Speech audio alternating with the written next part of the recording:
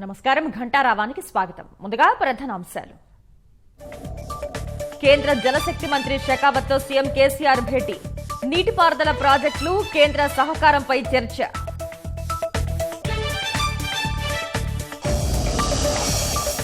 Greater దుబ్బాకలో భాజపా విజయం మార్పునకు నాంది. వరంగల్లో గెలిపించి మరో అడుగు వేయాలన్న కిషన్ రెడ్డి.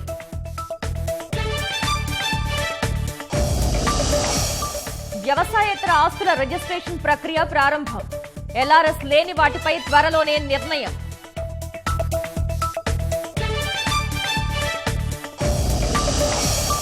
నడ్డాపై దాడి ఘటనలో బంగాల్ సీఎస్ డీజీపీకి కేంద్రం సమన్లు.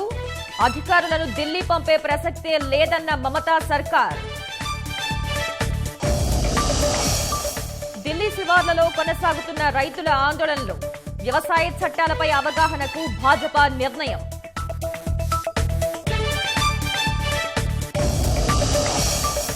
శ్రీవారి దర్శనంపై వయస్సు నిబంధనలు సడలింపు. పిల్లలు వృద్ధులను అనుమతిస్తూ టీటీడీ నిర్ణయం.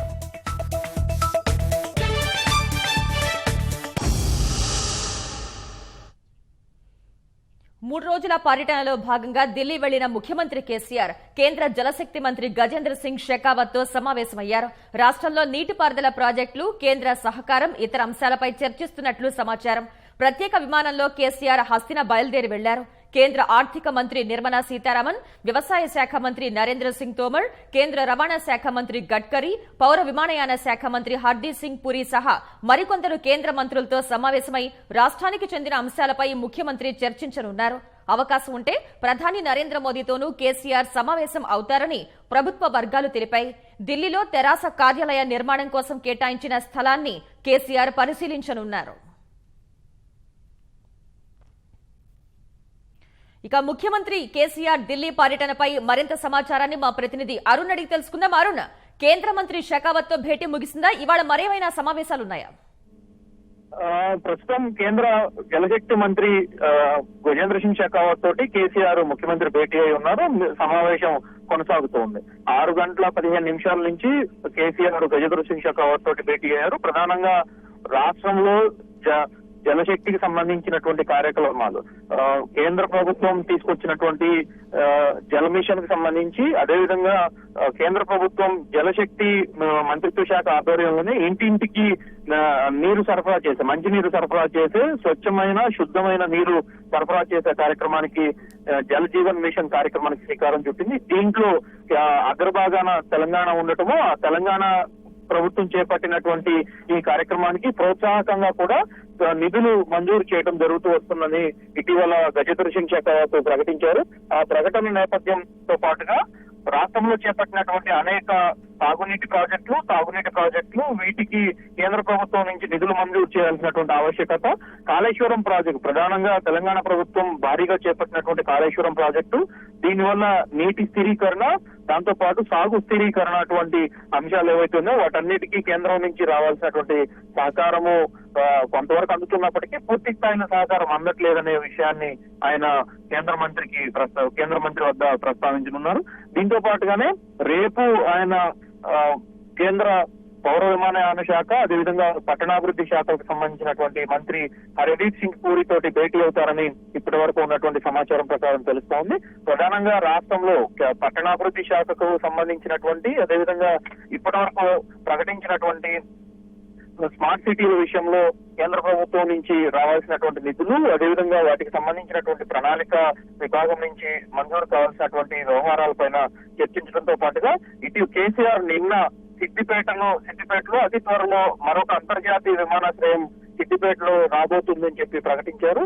అదేవిధంగా ఇప్పటికే వరంగల్, మహబూబ్ నగర్ తో పాటుగా కొత్తగూడెంతో పాటు పలు ప్రదేశాల్లో ఎయిర్ స్ట్రిప్ల ఏర్పాటుకు సంబంధించినటువంటి ప్రణాళిక రాష్ట్ర ప్రభుత్వం నుంచి కేంద్రానికి అందించినప్పటికీ దానిపైన పూర్తి స్థాయి నిర్ణయం ఇంకా రాలేదు కాబట్టి వాటికి సంబంధించినటువంటి విషయాలపైన ప్రధానంగా చర్చిస్తారనేది ఇప్పటి వరకు అందుతున్నటువంటి సమాచారం. అయితే కేంద్ర ప్రభుత్వం నుంచి ఇంకా ముఖ్యమైనటువంటి అంశాలన్నిటిపైన చర్చించేందుకు తెలంగాణ రాష్ట్ర అభివృద్ధి, వాటికి సంబంధించినటువంటి అంశాల్లో కేంద్ర ప్రభుత్వ తోడ్పాటు వంటి అనేక విషయాలపై చర్చించేందుకు కేంద్ర ఆర్థిక మంత్రి నిర్మలా సీతారామన్, అదేవిధంగా ప్రధానమంత్రి నరేంద్ర మోడీతో కూడా భేటీ అవుతారని ఇప్పటి వరకు వస్తున్నటువంటి సమాచారం ప్రకారం తెలుస్తుంది. అయితే ఇప్పటి వరకు ఉన్నటువంటి సమాచారం ప్రకారం చూస్తే ఇరువురి వైపు నుంచి ఇంకా సమయం ఖరారు కాలేదు అని మాత్రమే సమాచారం అందుతున్నట్లుగా ప్రభుత్వ వర్గాలు పేర్కొన్నాయి. తెలంగాణ భవన్ వర్గాలు చెప్తున్నటువంటి సమాచారం ప్రకారం ప్రధానమంత్రి, ఆర్థిక మంత్రి, అదేవిధంగా మరికొంతమంది గ్రామీణాభివృద్ధి శాఖ మంత్రికి సంబంధించినటువంటి సమయం కోరినప్పటికీ ఇప్పటి వరకు దానికి సంబంధించినటువంటి ఎటువంటి అభివృద్ధి లేదు అని చెప్పి పేర్కొనడం జరిగింది. అయితే ఇదే నేపథ్యంలో రాష్ట్రంలో రహదారుల ఏర్పాటు, రహదారులకు సంబంధించి రాష్ట్ర రహదారులను కేంద్ర రహదారులుగా ఇటీవల కొన్నింటిని ప్రకటించడం జరిగింది. అదేవిధంగా జాతీయ రహదారులకు సంబంధించినటువంటి అభివృద్ధి విషయంలో కూడా కేంద్ర రహదారుల అభివృద్ధి శాఖ మంత్రి నితిన్ గడ్కరీని కూడా కలవటానికి ఆస్కారం కనిపిస్తా ఉంది. ప్రధానంగా రాజీవ్ రహదారి, దాంతో పాటుగా హైదరాబాద్ శ్రీశైలం జాతీయ రహదారి, మహబూబ్ నగర్ వెళ్లేటువంటి రహదారితో పాటు సూర్యాపేట నుంచి జంగారెడ్డిగూడెం కలిపేటువంటి రహదారి, వీటన్నిటిపైన దృష్టి పెట్టాలని కొన్ని రహదారులు ఇప్పటికీ జాతీయ రహదారులుగా ప్రకటించినప్పటికీ వాటికి నిధులు కేటాయించడంలో జాప్యం జరుగుతుంది. కాబట్టి అందుకు అనుగుణంగా వెనువెంటనే నిధులు కేటాయించి ఆ ప్రాజెక్టు పూర్తయ్యేందుకు సహకరించాలని చెప్పి కోరటానికి ఆస్కారం కనిపిస్తోంది. గృహ నిర్మాణం శాఖ హర్దీప్ సింగ్ పూరి వద్ద, పట్టణాభివృద్ధి శాఖ వద్ద ఉంది కాబట్టి అందుకు అనుగుణంగానే రాష్ట్రంలో చేపట్టినటువంటి గృహ నిర్మాణ పథకము డబుల్ బెడ్రూమ్ పథకానికి ఇప్పటికే ఒక బెడ్రూమ్ కి కేంద్ర ప్రభుత్వం, మరొక బెడ్రూమ్ కి రాష్ట్ర ప్రభుత్వం ఇచ్చింది. 2 డబుల్ బెడ్రూమ్ నిర్మాణం చేపడుతుందని చెప్పి గతంలోనే కేసీఆర్ ప్రకటించారు. కాబట్టి హైదరాబాద్ చుట్టుపక్కల ప్రాంతాలతో పాటుగా కరీంనగర్, వరంగల్ మిగతా ప్రాంతాల్లో కూడా ఈ రకమైనటువంటి ప్రాజెక్టులు చేపట్టేందుకు ఇప్పటికే చేపట్టినటువంటి ప్రాజెక్టులకు నిధులు మంజూరు చేయటువంటి విషయాలపైన పూర్తి స్థాయిలో చర్చించేందుకు ఆస్కారం కనిపిస్తా ఉంది. స్వప్న, ధన్యవాదాలు అరుణ్. రాష్ట్రంలో వ్యవసాయేతర ఆస్తుల రిజిస్ట్రేషన్ ప్రక్రియ ప్రారంభమైంది. రిజిస్ట్రేషన్ల కోసం ముందస్తు స్లాట్ల బుకింగ్ ప్రారంభం కాగా సోమవారం నుంచి రిజిస్ట్రేషన్లు జరగనున్నాయి. పూర్తి పారదర్శకతతో అధికారులకు ఎలాంటి విచక్షణ అధికారాలు లేకుండా రిజిస్ట్రేషన్లు జరుగుతాయని రాష్ట్ర ప్రభుత్వం తెలిపింది.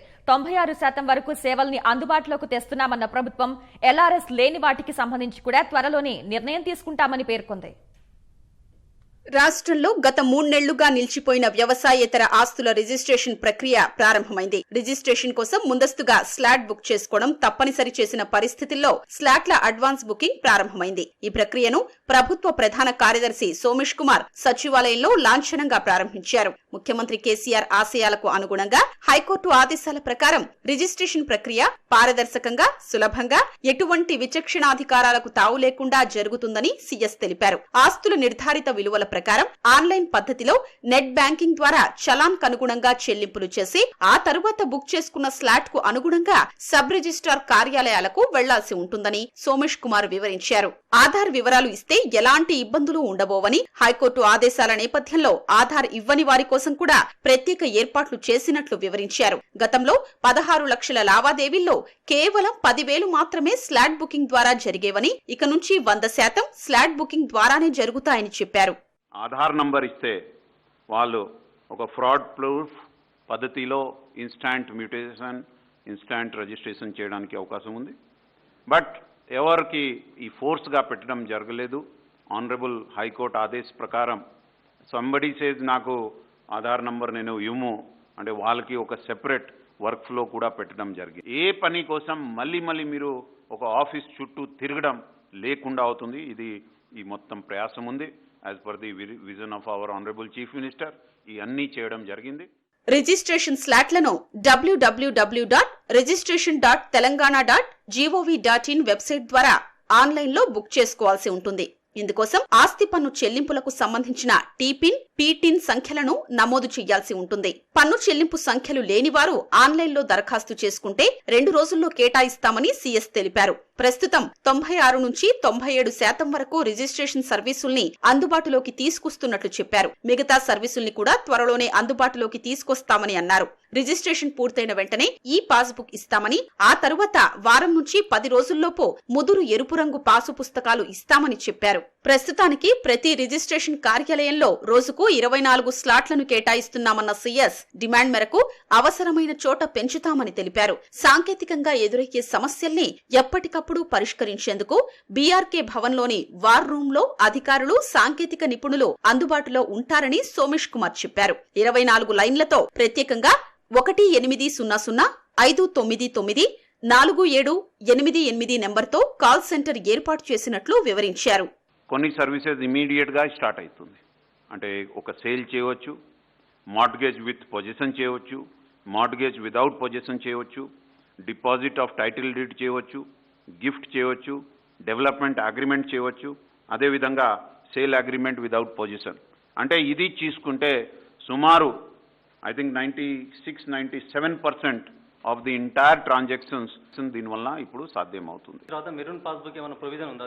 ఎస్, పాస్బుక్ ఈ పాస్బుక్ ఇమీడియట్లీ వస్తుంది. ఇది పాస్బుక్ కొద్ది రోజులు. నాన్ అగ్రికల్చర్ ఎల్ఆర్ఎస్ లేని వారి విషయంలో కూడా త్వరలోనే నిర్ణయం తీసుకుంటామని సోమేష్ కుమార్ చెప్పారు. సమాచారం, వివరాల భద్రతకు సంబంధించి ఐటీ శాఖ అన్ని రకాల జాగ్రత్తలు తీసుకుందని సీఎస్ తెలిపారు. ధరణి ద్వారా వ్యవసాయ భూములకు సంబంధించి ఇప్పటి వరకు 74,000 స్లాట్ బుకింగ్స్, 55,216 లావాదేవీలు జరిగాయని, 1.24 కోట్ల హిట్స్ వచ్చాయని ప్రభుత్వ ప్రధాన కార్యదర్శి తెలిపారు. పెండింగ్ మ్యూటేషన్లు ధరణిలో ఇప్పటికే అందుబాటులోకి వచ్చినట్లు వివరించారు. సంస్కరణలతో రాష్ట్ర రిజిస్ట్రేషన్ల వ్యవస్థ దేశానికే ఆదర్శంగా నిలుస్తుందని సోమేష్ కుమార్ ఆశాభావం వ్యక్తం చేశారు. రాష్ట్రంలో రాజకీయ ప్రకంపనలు జరుగుతున్నాయని, తెలంగాణ ఉద్యమ ఆకాంక్షను భాజపా నెరవేరుస్తుందని కేంద్ర హోంశాఖ సహాయ మంత్రి కిషన్ రెడ్డి తెలిపారు. స్మార్ట్ సిటీగా ఎంపికైన వరంగల్ నగరంలో కేంద్ర ప్రభుత్వం 500 కోట్లతో అభివృద్ధి కార్యక్రమాలు చేపడుతోందన్న ఆయన, స్మార్ట్ సిటీ ప్రాజెక్టుకు రాష్ట్ర ప్రభుత్వ వాటా ₹1 కూడా విడుదల కాలేదన్నారు. వరంగల్ నగర పర్యటనలో భాగంగా పలు అభివృద్ధి కార్యక్రమాలను పరిశీలించిన కిషన్ రెడ్డి పనుల పురోగతిపై అధికారులతో సమీక్ష నిర్వహించారు. తెరాస కుటుంబ అవినీతి పాలన పట్ల ప్రజలు విసిగిపోయారని, హైదరాబాద్ దుబ్బాకలోనే కాకుండా తెలంగాణ ప్రజలంతా మార్పు కోరుకుంటున్నారని కేంద్ర మంత్రి కిషన్ రెడ్డి తెలిపారు. వరంగల్ పర్యటనలో భాగంగా భద్రకాళి అమ్మవారిని ఆయన దర్శించుకున్నారు. ఆలయ అర్చకులు పూర్ణ కుంభంతో కిషన్ రెడ్డికి స్వాగతం పలికారు. కేంద్ర మంత్రి అయిన తర్వాత అమ్మవారి దర్శనానికి రావాలని అనుకున్నా కరోనా, ఇతర కారణాలతో వీలు కాలేదన్నారు. అంతకుముందు వరంగల్కు వెళ్తుండగా జనగామలో ఆగిన కిషన్ రెడ్డి అక్కడ పార్టీ కార్యకర్తలతో మాట్లాడారు. కేంద్రం తెచ్చిన వ్యవసాయ చట్టాలపై విపక్షాలు తప్పుడు ప్రచారం మానుకోవాలని కేంద్ర మంత్రి కిషన్ రెడ్డి సూచించారు. రాష్ట్రంలో ఇటీవల అనేక మార్పులు జరుగుతూ ఉన్నాయి.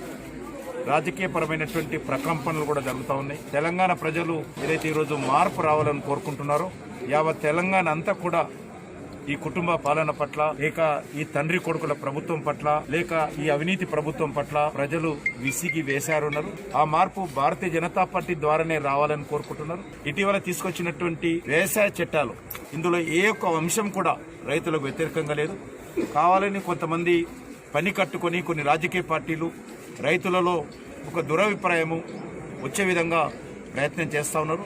భద్రకాళి అమ్మవారి దర్శనం అనంతరం కాకతీయ వైద్య కళాశాలను సందర్శించిన కిషన్ రెడ్డి 120 కోట్ల రూపాయల వ్యయంతో చేపట్టిన సూపర్ స్పెషాలిటీ ఆసుపత్రి పనులను పరిశీలించారు. ఆసుపత్రిలో అత్యాధునిక వైద్య సదుపాయాలకు సంబంధించిన వివరాలు అధికారులను అడిగి తెలుసుకున్నారు. పేదలకు కార్పొరేట్ వైద్యం అందించడమే లక్ష్యంగా కేంద్రం 2014లో సూపర్ స్పెషాలిటీ ఆసుపత్రుల నిర్మాణం చేపట్టిందన్న ఆయన, కేఎంసీకి 120 కోట్లు కేటాయించినా రాష్ట్రం నిధులు ఇవ్వనందునే ప్రారంభోత్సవంలో జాప్యం జరుగుతోందని ఆరోపించారు. తక్షణమే ఆసుపత్రి ప్రారంభోత్సవానికి రాష్ట్ర ప్రభుత్వం చర్యలు తీసుకోవాలని సూచించారు. దురదృష్టవశాత్తు మరి రాష్ట్ర ప్రభుత్వంలో ఉన్నటువంటి వివిధ శాఖల మధ్య సమన్వయం లేకపోవడము, రాష్ట్ర ప్రభుత్వ అజమాయిషి లేకపోవడము, రాష్ట్ర ప్రభుత్వం సంబంధించినటువంటి ప్రత్యేకమైనటువంటి చొరవ లేని కారణంగా మరి 2016లో బిల్డింగ్ నిర్మాణం ప్రారంభమైనా ఇంకా ఇది నత్తనడక నడుస్తూ ఉంది. ఇప్పుడు పూర్తయినా కూడా ఇంకా ఎక్విప్మెంట్స్ ఇంకా ఇన్స్టాల్ కావాల్సిన అవసరం ఉంది. కొన్ని ఎక్విప్మెంట్ రావాల్సినటువంటి అవసరం ఉంది. కాబట్టి స్టాఫ్ను, దురదృష్టం ఏంటంటే బిల్డింగ్ పూర్తయింది, ఎక్విప్మెంట్స్ వచ్చాయి, ఇంతవరకు ఇక్కడ కావాల్సినటువంటి డాక్టర్స్ కానీ, మెడికల్ సిబ్బంది కానీ, పారామెడికల్ సిబ్బంది కానీ, శానిటేషన్ సిబ్బంది కానీ, సెక్యూరిటీ సిబ్బంది కానీ, వీటికి సంబంధించి రాష్ట్ర ప్రభుత్వము ఇంకా ఏ రకమైనటువంటి నిర్ణయం చేయలేదు. ఇది ఇంతకంటే మరి దురదృష్టకరం ఇంకోటి ఉండదు. అనంతరం వరంగల్కు మణిహారంగా నిలిచే భద్రకాళి బండును సందర్శించారు. హృదయ్ స్మార్ట్ సిటీ పథకంలో భాగంగా 27 కోట్ల రూపాయల వ్యయంతో నిర్మిస్తున్న భద్రకాళి బండును ఆయన పరిశీలించారు. కాకతీయ పట్టణాభివృద్ధి సంస్థ ఆధ్వర్యంలో ఇప్పటి వరకు జరిగిన పనులు, ఇంకా చేపట్టాల్సిన వాటి వివరాలను అడిగి తెలుసుకున్నారు. అగలయ్య గుట్టపైన జైన మందిర నిర్మాణాలను కిషన్ రెడ్డి సందర్శించారు. అనంతరం స్మార్ట్ సిటీ, అమృత్ పథకాల అమలు, కాజీపేట రైల్వే వంతెన పనుల పురోగతిపై సర్క్యూట్ అతిథి గృహంలో అధికారులతో సమీక్షించారు. కేంద్ర నిధుల ఖర్చు విషయం విషయంలో తెరాస ప్రభుత్వం నిర్లక్ష్యంగా వ్యవహరిస్తోందని కిషన్ రెడ్డి ఆరోపించారు. ఈ ఓరుగల్లు నగరం అభివృద్ధి చెందాలనేటువంటి దృక్పథంతో కేంద్ర ప్రభుత్వము వరంగల్ మీద ఉన్నటువంటి ప్రత్యేకమైనటువంటి అభిమానంతో ఈ యొక్క స్మార్ట్ సిటీ కింద గుర్తించడం జరిగింది. 500 కోట్లు కేంద్ర ప్రభుత్వం ఇవ్వబోతుంది వరంగల్ సిటీకి. మొదటి దశగా 196 కోట్ల రూపాయలు రాష్ట్ర ప్రభుత్వానికి 500 కోట్లలో ఫస్ట్ ఫేజ్ కింద మేము రిలీజ్ చేశాము. రాష్ట్ర ప్రభుత్వం కూడా 83 కోట్ల రూపాయలు ఇవ్వాలి. రాష్ట్ర ప్రభుత్వం ఇంతవరకు 1 రూపాయి కూడా ఇవ్వలేదు. సింగిల్ ఎన్పీ అనేక రకాల ప్రాజెక్టు అభివృద్ధి కార్యక్రమాలు జరుగుతూ ఉన్నాయి. ఎక్కడో ఉన్నటువంటి నరేంద్ర మోడీ గారు వరంగల్ నగరం మీద ప్రేమతో ఇన్ని రకాల కార్యక్రమాలు తీసుకుంటుంటే ఎందుకు ఈ రోజు రాష్ట్ర ప్రభుత్వము ఇంత నిర్లక్ష్యం చేస్తుందో నాకు అర్థం కాలేదు. భవిష్యత్తులో తెలంగాణ మరింతగా ముందుకెళ్లాలి. ఒక అవినీతి రహితమైనటువంటి తెలంగాణ మనకు కావాలి.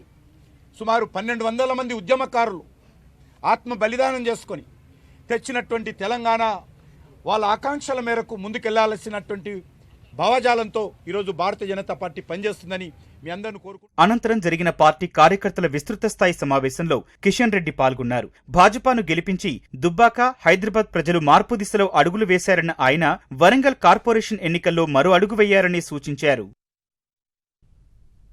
పశ్చిమ బంగాల్లో భాజపా జాతీయ అధ్యక్షుడు జేపీ నడ్డా కాన్వాయ్పై గురువారం జరిగిన రాళ్ల దాడి ఘటనపై కేంద్ర ప్రభుత్వం చర్యలకు దిగింది. ఈ నెల 14న తమ ఎదుట హాజరు కావాలని ఆ రాష్ట్ర ప్రభుత్వ ప్రధాన కార్యదర్శి డీజీపీలకు సమన్లు జారీ చేసింది. ఈ సమన్లపై స్పందించిన బంగాలు ప్రభుత్వం సీఎస్ డీజీపీ కేంద్ర హోంశాఖ ముందు హాజరు కాబోరని లేఖ రాసింది. ఇటు రాళ్ల దాడి ఘటనపై పశ్చిమ బంగాల్ గవర్నర్ జగదీప్ ధన్కర్ కేంద్ర హోంశాఖకు నివేదిక అందించారు. నిప్పుతో జలగాటం ఆడొద్దని మమతా బెనర్జీని హెచ్చరించారు.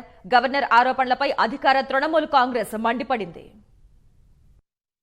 భారతీయ జనతా పార్టీ జాతీయ అధ్యక్షుడు జేపీ నడ్డా కాన్వాయ్పై గురువారం జరిగిన రాళ్ల దాడి తర్వాత పశ్చిమ బంగాల్లో ఉద్రిక్త పరిస్థితులు నెలకొన్నాయి. ఈ దాడి ఘటనపై స్పందించిన కేంద్ర హోంశాఖ ఆ రాష్ట్ర ప్రభుత్వ ప్రధాన కార్యదర్శి డీజీపీలకు సమన్లు జారీ చేసింది. ఈ నెల 14న తమ ముందు హాజరు కావాలని స్పష్టం చేసింది. ఘటనకు గల కారణాలతో పాటు రాష్ట్రంలో శాంతి భద్రతల అంశానికి సంబంధించి వీరిద్దరిపై కేంద్ర హోంశాఖ ప్రశ్నలు సంధించే అవకాశం ఉంది. పశ్చిమ బంగాల్లో దిగజారుతున్న శాంతి భద్రతల పరిస్థితిని తెలుసుకునేందుకు ప్రధాన కార్యదర్శి డీజీపీలను తమ ముందు హాజరు కావాలని కేంద్ర హోంశాఖ సమన్లు జారీ చేసిందని సీనియర్ అధికారి ఒకరు వెల్లడించారు. నడ్డా కాన్వాయ్పై దాడి జరగడంపై కేంద్ర హోంశాఖ బంగాల్ ప్రభుత్వం నుంచి ఇప్పటికే నివేదిక కోరింది. ఈ దాడి నేపథ్యంలో కేంద్ర హోంమంత్రి అమిత్ షా ఈ నెల 19, 20 తేదీల్లో పశ్చిమ బంగాల్కు వెళ్లే అవకాశం ఉందని భాజపా వర్గాలు వెల్లడించాయి.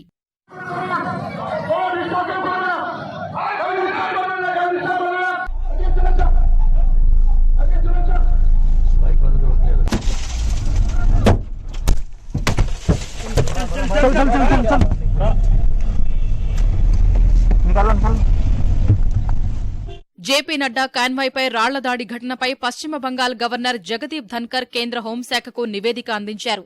ఈ నివేదికను పరిశీలిస్తున్నట్టు అధికారులు తెలిపారు. బంగాల్లో శాంతి భద్రతల పరిస్థితిపై ఆ నివేదికలో గవర్నర్ సవివరంగా విశ్లేషించినట్టు తెలుస్తోంది. ఇటు రాళ్లదాడి ఘటనపై పాత్రికేయ సమావేశం నిర్వహించిన గవర్నర్ జగదీప్ ధన్కర్ భాజపాను బయటి వ్యక్తుల పార్టీ అని విమర్శించిన ముఖ్యమంత్రి మమతా బెనర్జీ వ్యాఖ్యలపై ఆగ్రహం వ్యక్తం చేశారు. ఆమె వెంటనే క్షమాపణ చెప్పాలన్నారు. బంగాల్లో చట్టాన్ని ఉల్లంఘించిన వారికి పోలీసులు, ప్రభుత్వ రక్షణ ఉందన్న ఆయన మానవ హక్కులు ఉల్లంఘిస్తున్నప్పుడు తాను చూస్తూ కూర్చోనని స్పష్టం చేశారు. నిప్పుతో చెలగాటం ఆడొద్దని తీవ్ర స్వరంతో మమతా బెనర్జీని హెచ్చరించిన ధన్కర్ మమత ఖచ్చితంగా రాజ్యాంగాన్ని అనుసరించాలని తేల్చి చెప్పారు. నేతలపై రాళ్ల దాడి వంటి ఘటనలు ప్రజాస్వామ్యానికే మచ్చ అని పేర్కొన్నారు. It is my duty to protect, preserve and defend Indian Constitution and democratic values, human rights, rule of law are its fundamentals. The Honorable Chief Minister, Mamata Banerjee, she has to follow the Constitution. She cannot depart from the path of Constitution. The law and order situation in the state has been continually worsening for long. The events that happened yesterday are most unfortunate. They shame the largest democracy on earth. Governor Jagdeep Dhankhar ఆరోపణలపై అధికార తృణమూల్ కాంగ్రెస్ మండిపడింది. సమాఖ్య వ్యవస్థలో కేంద్రం జోక్యం చేసుకుంటోందని విమర్శించింది. ముఖ్యమంత్రిపై బహిరంగంగా విమర్శలు చేయడం గవర్నర్కు తగదని టీఎంసీ ఎంపీ కళ్యాణ్ బెనర్జీ మండిపడ్డారు. ఈ మొత్తం ఘటన వెనుక కేంద్ర ప్రభుత్వ హస్తం ఉందన్న ఆయన రాజ్యాంగానికి ఎవరూ అతీతులు కారని స్పష్టం చేశారు. భాజపా బంగాల్ అధ్యక్షుడి ప్రకటనలు రెచ్చగొట్టేలా ఉన్నాయన్న కళ్యాణ్ బెనర్జీ జేపీ నడ్డా నేరస్తుడితో కలిసి ఎందుకు పర్యటించారని ప్రశ్నించారు. लेटर भेजा है under secretary of central government home department का। उस लेटर में वो बोला है कि chief secretary and director general of police को बुलाया है law and order situation discuss करने के लिए। मेरा कहना है इंडियन कॉन्स्टिट्यूशन में कोई ऐसा कानून नहीं है। लॉ एंड ऑर्डर वो जो सब्जेक्ट होता है वो स्टेट गवर्नमेंट देखता है, सेंट्रल गवर्नमेंट इसका अंदर घुसने नहीं सकता है, सेंट्रल गवर्नमेंट कोई क्वेश्चन नहीं पूछने सकता है। लॉ एंड ऑर्डर का जो क्वेश्चन है इसको आंसर कहां देना होगा? आंसर देना होगा स्टेट असेंबली में आंसर देना होगा। ఈ నెల 14న తమ ముందు హాజరు కావాలన్న కేంద్ర హోంశాఖ సమన్లకు బంగాల్ ప్రభుత్వం స్పందించింది. ప్రభుత్వ ప్రధాన కార్యదర్శి, డీజీపీలు కేంద్ర హోంశాఖ ముందు హాజరు కాబోరని కేంద్ర హోంశాఖకు లేఖ రాసింది. జేపీ నడ్డా కాన్వాయ్పై జరిగిన దాడి అంశంలో ఇప్పటికే 3 కేసులు నమోదు చేశామని, 7గురిని అరెస్టు చేశామని పశ్చిమ బంగాల్ ప్రభుత్వ ప్రధాన కార్యదర్శి, కేంద్ర హోంశాఖ కార్యదర్శి అజయ్ భల్లాకు లేఖ రాశారు. నడ్డా పర్యటించే మార్గంలో 4 అడిషనల్ ఎస్పీలు, 8 మంది డీఎస్పీలు, 14 మంది ఇన్స్పెక్టర్లు, 70 మంది ఎస్ఐలు, 40 మంది ఆర్ఐఎఫ్ సిబ్బంది, 259 మంది కానిస్టేబుళ్లు, 350 మంది సహాయక దళాలతో పటిష్ట భద్రత ఏర్పాటు చేశామని లేఖలో వివరించారు.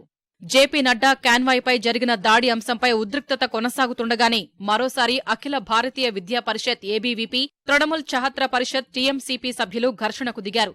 గోబర్దంగా హిందూ కళాశాలలో ఏబీవీపీ నిరసన ప్రదర్శన నిర్వహిస్తూ ఉండగా ఘర్షణ చెలరేగింది. ఈ ఘర్షణలో పలువురు విద్యార్థులకు గాయాలయ్యాయి.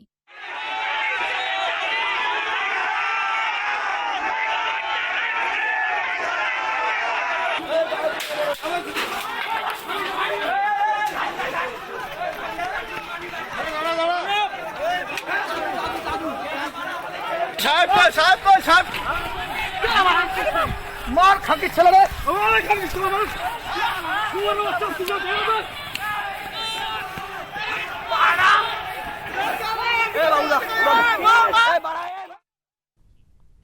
వ్యవసాయ చట్టాల రద్దును కోరుతూ రైతులు చేస్తున్న ఆందోళన 16వ రోజు ఉధృతంగా సాగుతోంది. పలుచోట్ల అన్నదాతలు టెంట్లు వేసుకుని రోడ్లపై బైఠాయించారు. తమను సంక్షోభంలోకి నెట్టే వ్యవసాయ చట్టాలను రద్దు చేయాలని డిమాండ్ చేశారు. ఢిల్లీ సరిహద్దుల్లోని సింఘు ప్రాంతంలోనూ రైతులు ఆందోళన జోరుగా సాగుతోంది. పక్షం రోజులకు పైగా రోడ్లపై బైఠాయించిన కర్షకులు నిరసన గళాన్ని వినిపిస్తున్నారు. ఢిల్లీ యూపీ సరిహద్దులోని ఘాజీపూర్లోనూ రైతు ఆందోళనలు కొనసాగుతున్నాయి. కిసాన్ మజ్దూర్ సంఘ్ ట్రాక్టర్ మార్చ్ చేపట్టింది. అమృత్సర్ నుంచి వేలాది మంది రైతులు ట్రాక్టర్లలో ఢిల్లీకి పయనమయ్యారు. 12,000 ట్రాక్టర్లలో 50,000 మంది రైతులు ఢిల్లీకి బయలుదేరారు. పలు విడతల్లో జరిపిన చర్చల్లో కేంద్రం నుంచి ఆశించిన స్పందన రాకపోగా ఆందోళనలు మరింత తీవ్రతరం చేయాలని రైతు సంఘాలు నిర్ణయించాయి. ఈ నెల 12న జైపుర ఢిల్లీ జాతీయ రహదారి దిగ్బంధ కార్యక్రమం నిర్వహించాలని రైతు సంఘాలు నిర్ణయించాయి. టోల్ ప్లాజాల వద్ద కూడా ఆందోళన చేయనున్నట్లు ప్రకటించాయి. 14న భాజపా నేతల ఘెరావ్ చేపడతామని రైతు సంఘాల నాయకులు తెలిపారు. వ్యవసాయ చట్టాలకు వ్యతిరేకంగా ఆందోళన చేస్తున్న రైతులతో మరోసారి చర్చలు జరిపేందుకు ప్రభుత్వం సిద్ధంగా ఉందని కేంద్ర వ్యవసాయ శాఖ మంత్రి నరేంద్ర సింగ్ తోమర్ తెలిపారు. ఎన్నో సంప్రదింపుల తర్వాతనే కేంద్రం కొత్త చట్టాలను రూపొందించిందని తెలిపిన ఆయన రైతుల జీవితాల్లో మార్పు తేవాలి అన్నదే తమ ఉద్దేశమని చెప్పారు. ఎన్నో ఏళ్ల నుంచి రైతులకు జరుగుతున్న అన్యాయాన్ని తొలగించాలి అన్నదే లక్ష్యమన్నారు. రైతుల అభ్యంతరాల మేరకు చట్టాల్లో మార్పులు చేసేందుకు ప్రభుత్వం అంగీకరించిందని, అయితే తమ ప్రతిపాదనలను రైతు సంఘాలు వ్యతిరేకించినట్లు మీడియా ద్వారా తెలిసినట్లు తోమర్ వెల్లడించారు. भारत सरकार ने जो कानून बनाया बहुत सोच समझ के बनाया, विचार पूर्वक बनाया, किसानों के जीवन स्तर में बदलाव लाने के लिए बनाया, किसानों के साथ जो वर्षों से अन्याय हो रहा है उसको दूर करने के लिए बनाया, किसान बेहतर जिंदगी जी सकें, फायदे की खेती कर सकें, इस नियत से कानून बनाया। मुझे लगता है रास्ता निकलेगा, मैं आशावान हूँ। मैं आपके माध्यम से किसान यूनियंस के लोगों को कहना चाहता हूँ, गतिरोध उन्हें तोड़ना चाहिए। सरकार ने उनकी जो मांगे हैं उनको समाधान करने के लिए प्रस्ताव उनके पास भेजा है। जो प्रावधान पर आपत्ति होती है, जो आपत्ति उनके ध्यान में आई, उन आपत्तियों को निराकरण करने की हमने कोशिश प्रस्ताव में की है। अगर कोई बात और भी करने की जरूरत है तो सरकार बात करेगी। ఆయుర్వేద వైద్యులకు శస్త్రచికిత్స చేసేందుకు అనుమతిస్తూ కేంద్రం తీసుకువచ్చిన జీవోకు వ్యతిరేకంగా ఐఎంఏ పిలుపు మేరకు రాష్ట్రంలోనూ వైద్యులు ఆందోళన బాటపట్టారు. నిమ్స్ ఆసుపత్రిలో రెసిడెంట్ డాక్టర్స్ అసోసియేషన్ ఆధ్వర్యంలో నిరసన ప్రదర్శన జరిపారు. నిమ్స్ లో ఓపీ ఎంపిక చేసిన శస్త్రచికిత్సల్ని బహిష్కరించామని రెసిడెంట్ వైద్యుల సంఘం ప్రకటించింది. కోటి మెడికల్ కళాశాల నుంచి డిఎంఈ కార్యాలయం వరకు జూనియర్ వైద్యులు ర్యాలీ నిర్వహించారు. కరీంనగర్లో 12 గంటల పాటు అత్యవసర సేవలు మినహా అన్ని సేవల్ని నిలిపివేసి వైద్యులు నిరసన చేపట్టారు. నిజామాబాద్ లో ఇండియన్ మెడికల్ అసోసియేషన్ జిల్లా కమిటీ సారథ్యంలో ఆందోళన చేపట్టారు. 8 ఏళ్లు చదివిన తర్వాత ఒక ఎంబీబీఎస్ వైద్యుడికి శస్త్రచికిత్సలు చేయడానికి అర్హత లభిస్తే కేవలం 6 నెలలు కోర్సు చేసి శస్త్రచికిత్సలు ఎలా చేస్తారని వైద్యులు ప్రశ్నించారు.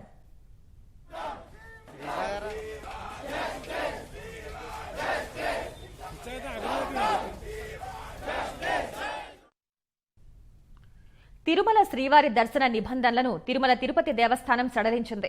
10 ఏళ్లలోపు చిన్నారులు 65 ఏళ్లు నిండిన వారికి దర్శనానికి అనుమతించనున్నారు. భక్తుల మనోభావాలు, ఆచారాలను దృష్టిలో ఉంచుకుని అందరికీ స్వామివారి దర్శన భాగ్యం కల్పించనున్నట్లు టీటీడీ అధికారులు తెలిపారు. భక్తులు స్వీయ నియంత్రణ, జాగ్రత్తలతో స్వామివారిని దర్శించుకోవచ్చని తెలిపారు. వృద్ధులు, పిల్లలకు ప్రత్యేక క్యూ లైన్లు ఏమీ ఏర్పాటు చేయటం లేదని టీటీడీ స్పష్టం చేసింది. అమెరికా అధ్యక్షుడిగా ఎన్నికైన జో బైడెన్, ఉపాధ్యక్షురాలిగా ఎన్నికైన కమలా హారిస్ ఈ ఏటి time magazine person of the year గా ఎంపికయ్యారు. ఈ విషయాన్ని ఆ పత్రిక ప్రకటించింది. విభజన ఆవేశాల కంటే సానుభూతి కలిగిన శక్తులు గొప్పవి అని, బాధలో ఉన్న ప్రపంచానికి సాంత్వన చేకూరుస్తాయని పేర్కొంది. ఈ జాబితాలో హెల్త్ కేర్ వర్కర్లు, అంటువ్యాధుల నిపుణుడు యాంథోనీ ఫౌసీ, డొనాల్డ్ ట్రంప్ పోటీ పడినప్పటికీ డెమోక్రటిక్ పార్టీ నేతలు బైడెన్, హారిస్ కే టైమ్ గుర్తింపు దక్కింది.